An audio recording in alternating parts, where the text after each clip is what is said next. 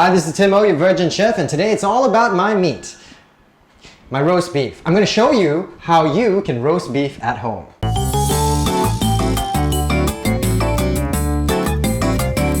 So the first step is to actually make our special spice butter. Now, many different ways of seasoning the meat. What we're going to do is we're going to combine everything into the butter, and then we're just going to pour the mixture over the beef. Now, I've actually done a recipe that uses garlic butter. Check it out.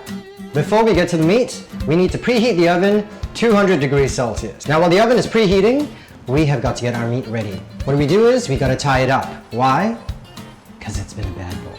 No, because what you're trying to do is you're trying to compress the meat so that it cooks evenly. Find yourself a nice piece of string, just wrap it around until you can kind of get it as compressed as possible.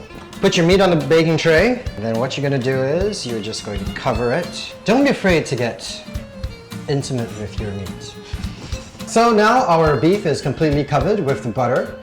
When you do put it in a baking tray, make sure you got one with a rack. And if it's just a little bit higher from the bottom of the tray, then it allows air, hot air, to circulate inside the oven all around the beef, cooking it evenly. Alright, so we're one step away from putting our roast beef into the oven where it will roast to perfection. But over the years, there have been lots of questions. How long should I roast my meat for? So in this day and age, I suggest you get one of these. This is what you call a meat thermometer or a meat probe. This is the probe bit. You stick it into the piece of meat, you put your meat into the oven, and it will tell you exactly when you should take it out. So what you do is you take the probey bit, that's the sharp part, and you stick it into the center of the beef.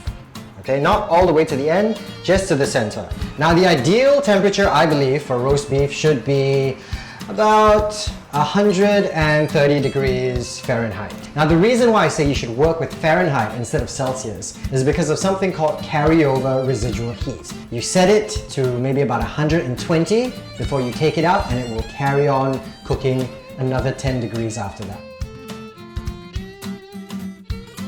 You can hear that nice sizzling sound coming from it. Now, the beef is about 120 degrees Celsius. It needs to reach an internal temperature of 130. So what we're going to do is we're going to let it rest, and it's going to continue cooking because of the residual heat. Okay, so while the meat is resting, what we're going to do is we're going to take a look at our baking tray, and if you look closer at it, you'll notice all the way at the bottom, aside from all the oil and all the fat that's come out of the beef, you've also got all these burnt bits. What we're going to do is we're going to use everything in this tray, and we're going to make a nice jus.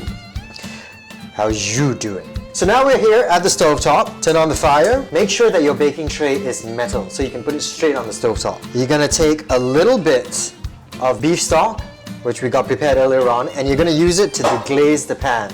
Using a wooden spatula, just scrub the bottom of it to make sure all the charred bits come out. If you do want to make it a little thicker, you like a thicker gravy, you can put a little bit of cornstarch inside. Switch off the fire, and you're going to strain it into a bowl. Alright, so our roast beef has been resting for about 20 minutes already. Looks pretty well rested. Looks like it's taking a nap. So here we go, our meat perfectly done. Now you might notice the inside might still run a little bit red. It's okay, it's not raw. Of course, if you prefer it a little bit more cooked, then just leave it in the oven for a little bit longer. This is Timo, your virgin chef.